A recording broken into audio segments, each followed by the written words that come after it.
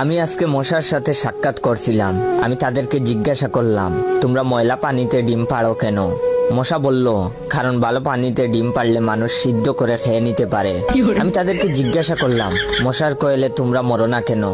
মশা বলল, আমরা যদি মরে যাই তাহলে কোয়েলের ফ্যাক্টরি বন্ধ হয়ে যাবে।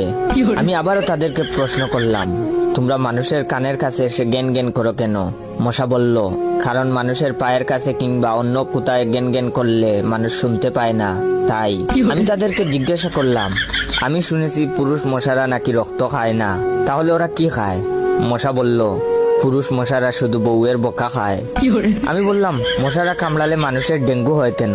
মশা বলল, মশারা কি শুধু মানুষের রক্ত নিয়েই যাবে? ওদের কিছু দিবে না। মশারা এত স্বার্থপর নয়, তাই মানুষকে ডেঙ্গু উপহার দিয়ে যায়। মশার সাথে সাক্ষাৎ করার পর আমি মশার উপর রিসার্চ করলাম।